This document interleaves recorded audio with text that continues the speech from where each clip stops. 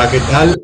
Bienvenidos a la intrahistoria de la actualidad. Si recordáis, hace cosa de un mes os contaba que había estado viendo unos cuantos vídeos de asesinos en serie, yo creo que en aquel momento llevaba como 7, 8, y había sacado unas conclusiones a partir de los patrones que se repetían en todos aquellos casos. Bueno, la mayor parte de ellos veíamos que había incompetencia policial o sabotajes de las propias investigaciones, que estaban a punto de coger al asesino y milagrosamente se salvaba.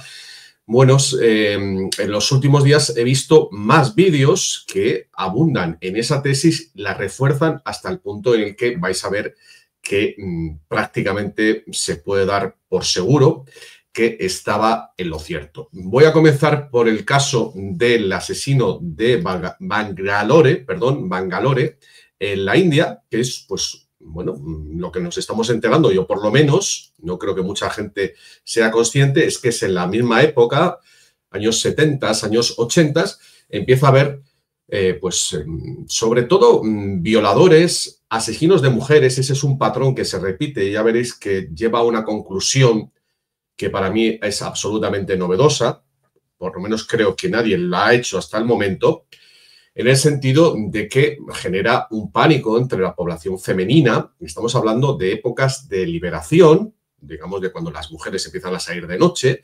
Esto ocurre, por ejemplo, en los años 60, sabéis, toda esa ola de niñas que, bueno, prácticamente adolescentes se fueron a California a vivir el verano del amor, 1968, un tema que va a ser muy importante en lo que os voy a contar a continuación, y se repite en Inglaterra con el asesino de Gloucester. Lo vemos en los 80 ya en Francia también, con esa pareja que se dedicaba a asaltar o a coger más bien a chicas autoestopistas y luego las llevaban a un sótano y hacían perrerías con ellas. El asesino de Zodiac. Hay algún asesino también dedicado al tema homosexual, pero es una minoría en este caso. Y en algunos de esos documentales se deja caer que, bueno, pues las feministas tomaron impulso a raíz de esa noción de que la policía no estaba haciendo lo que debía, lo necesario, lo que podía hacer para detener al asesino y que, bueno, curiosamente, entre comillas, esos asesinos casi siempre se fijaban en mujeres, mujeres jóvenes, mujeres atractivas, en fin. No es desdeñable que estos sucesos que ocurrieron en los años 70, 80, acordados en España, el caso de las niñas de Alcácer, que son 3 niñas de 15 años que se van de discoteca, que son recogidas en autostop, y luego no se las vuelve a ver. En fin, hay unos cuantos casos de este tipo y, bueno, pues ahora vamos a ver un poquito unas imágenes de el documental La bestia de Bangalore. Está en hindi, no lo he encontrado en castellano, pero simplemente para que os hagáis una idea, ¿vale? खुद को बहुत होशियार समझती हो, हाँ? क्या लगता है तुम यहाँ से भाग सकती हो? ये कहानी एक सन की आदमी के बारे में है। उसने पूरे कर्नाटक को सदमे में डाल दिया था। बड़ों की माने तो वो झाड़ियों में से बाहर आता था, घसीट कर ले जाता था और मार डालता था। वो इतना शातिर था कि वो जानता था कि डोर एंट्री कितनी जरूरी है। उसके खौफ से ही सारे लोग अपने घरों में लोहे के मजबूत दरवाजे लगाने लगे। फिर अचानक बेंगलोर शहर Como veis, खतरनाक, si sabéis un poco de inglés, pues eso genera un pánico, empiezan a poner rejillas, que los que estéis en toda la India sabréis que poner rejillas en origen es esto. Ocurría, y esto es muy curioso, porque es que ha sucedido en todos los países prácticamente al mismo tiempo. En los años 80, hasta los años 80, prácticamente, pues la gente dejaba las puertas abiertas de sus casas y a partir de toda esta explosión de, aparte ya del terrorismo, vamos a dejar el lado del terrorismo, pues de asesinatos, robos, evidentemente los robos han estado muy relacionados con la laxitud de las condenas, pero en este caso fijándonos más en los violadores y en los asesinos en serie, que como digo, se repiten por todo el mundo, bueno, pues eso genera un caos. Así que dicho esto, vamos a pasar a el tema que nos ocupa, que es ni más ni menos que el hijo de Sam. Este es un asesino que, bueno, iba a decir trabaja, que asesina, que realiza sus crímenes en Nueva York y que bueno, pues tiene unas características que se repiten en otros casos, que manda cartas un poco crípticas, donde hay también un símbolo esotérico ligado con los satánicos, y bueno, pues la verdad es que tardan bastante en darse cuenta de que el tipo tiene un componente satánico. Aquí lo veis, su nombre es David Berkovich, pero lo siento por los obsesos por el tema judío, pero también se carga una judía y no va por ahí la cosa. No es un asesino tipo la secta de Lubavitch, cuyos túneles se descubrieron en Nueva York hace poco. No. Va por otro lado. El tipo es de clase trabajadora, trabaja en correos, es un cartero y, eso sí, se reúne con otros chicos jóvenes en un parque para hacer ciertos rituales satánicos. Vamos a escuchar un poquito, esto sí que está en castellano. Bueno, evidentemente, los que vayáis a ver la serie, yo os recomendaría que pararais aquí el vídeo porque voy a contar cosas que, pues evidentemente, os puede fastidiar la experiencia. Y entonces, de repente, nos dispararon. El hijo de Sam, el asesino, era harina de otro costal. La ciudad estaba en pánico. Me da miedo estar en este barrio. Estaban disparando a parejas de jóvenes. La gente no sale de sus casas. Nos quedamos boquiabiertos. Nos avisaba de que volvería a hacerlo. They weren't crazy letters. The letters were to spur the police on. Provocaba a la policía. Provocaba a Nueva York entera. Pilladme si podéis. Dijo, supongo que la prensa nos estará esperando. ¿Me hacéis un favor? ¿Os importa peinarme? Iba a pasar la vida en la cárcel y le preocupaba su peinado. Yo era periodista especializado en prisiones. Es una historia de cómo una mente humana pierde completamente el control. I didn't really belong in the world. I wanted to be somebody. I wanted to be needed by somebody. And became angry. It's just built up. It's like a volcano erupting. That was me. Siempre podía engañar a la gente con su cara y su sonrisa. Ocultaban sus demonios internos. I was out every night like clockwork committing my crimes. And I'd get up and go to work like nothing ever happened. Hace casi 50 años que sucedió aquello y siguen saliendo cosas nuevas. Te he descubierto un dato nuevo que me ha dejado anonadado. Puedo verlo ahora con esos ojos azules brillantes. 47 años después, sigue estando presente para todos nosotros. I had so much anger that one attack against society wasn't going to extinguish it. The feeling of power, I just needed to do it.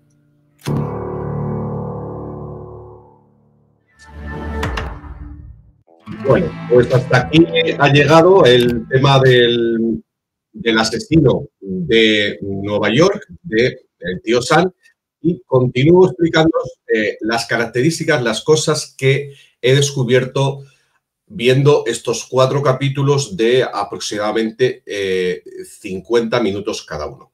Bueno, como os he dicho, este chico realizaba brujería, ceremonias satánicas, en donde sacrificaban a perros pastores alemanes, no sé por qué pastores, bueno, sí, luego se explica. Y bueno, pues en un momento dado del documental, casi que pasa a ser un periodista llamado Maury Terry, la estrella. A mí me sonaba mucho este hombre por el tema de Charles Manson y, bueno, pues es el Gary Webb de este asesino, es decir, un periodista. Gary Webb fue, ya sabéis, aquel que sacó la conspiración de la cocaína y el crack relacionada con la CIA, que murió en circunstancias extrañas. Siempre hay un periodista al que califican de conspiranoico y es el que se atreve a llegar más lejos, es decir, a conectar los puntos, a hacer el puzzle de toda esa información que está, digamos, desconexa y al final acaba mostrando algo mucho más perverso.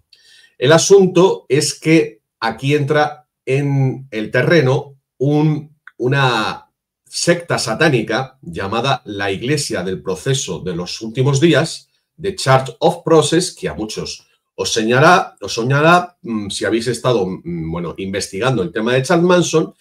Es una secta que fundan dos miembros de Cienciología en Londres.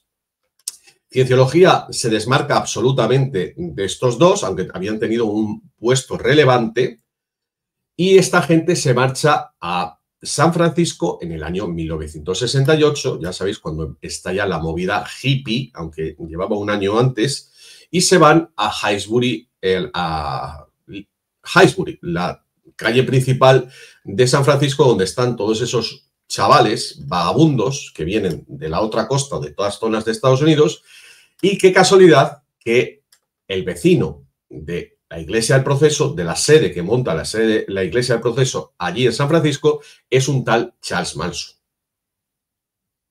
De ahí es donde se supone que Charles Manson aprendió esas ideas apocalípticas. Esta tesis de este periodista llamado Maury Terry luego ha sido debunkeada. Yo ya la había escuchado de ella y, bueno, pues evidentemente forma parte de todo este, iba a decir proceso, por no ser redundante, de toda esta conspiración para ocultar que detrás de estos asesinos en serie había algo más. En el documental se dice algo que yo también había escuchado, que es que Charles Manson y varios miembros de la Iglesia del Proceso habían estado en casa de Roman Polanski, que es donde luego se produce la matanza. Yo ya he remarcado en muchas ocasiones que es muy curioso que haya una matanza satánica en casa de Roman Polanski, que el año anterior había hecho la película satánica, hablando del anticristo, Rosemary's Baby, que en España se conoce como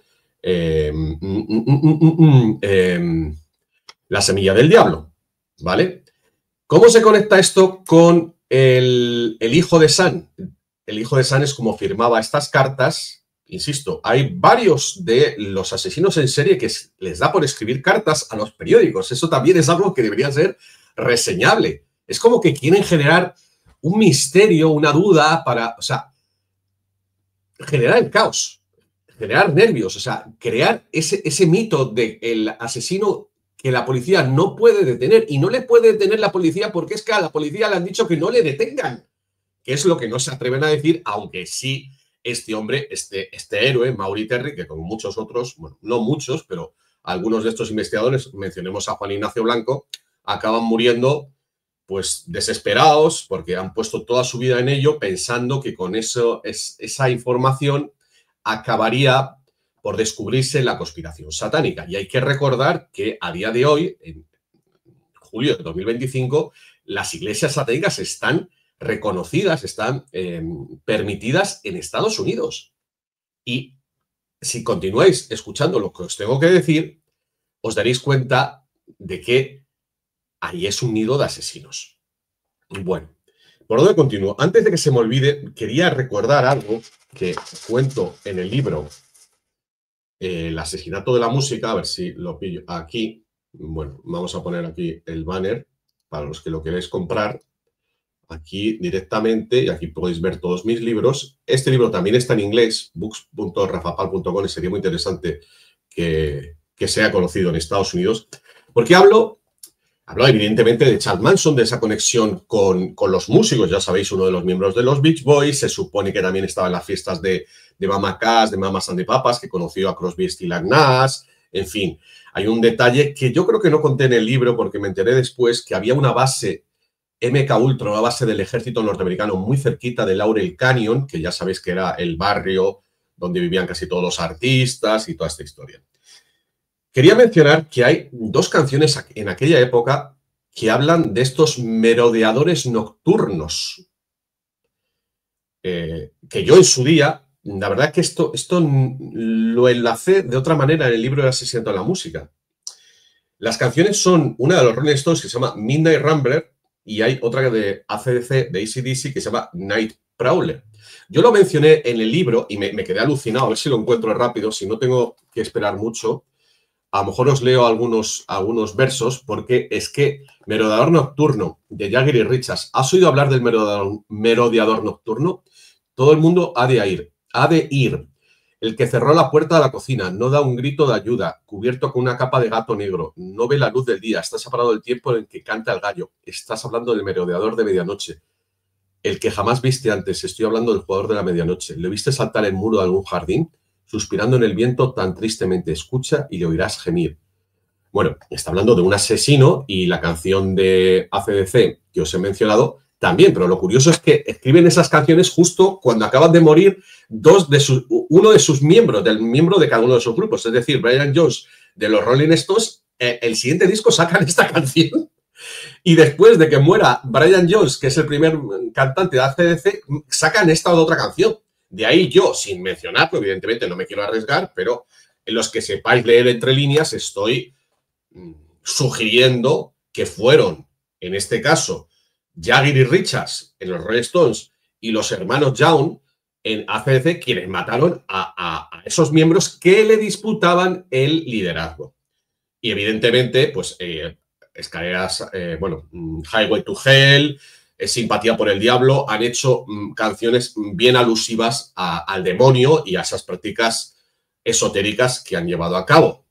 Por no hablar de Black Sabbath, que sabéis que se ha muerto Ozzy Osbourne, su cantante recientemente, una de cuyas canciones pues también hizo que un chiquillo o un jovencito matara a otro. En fin, cositas.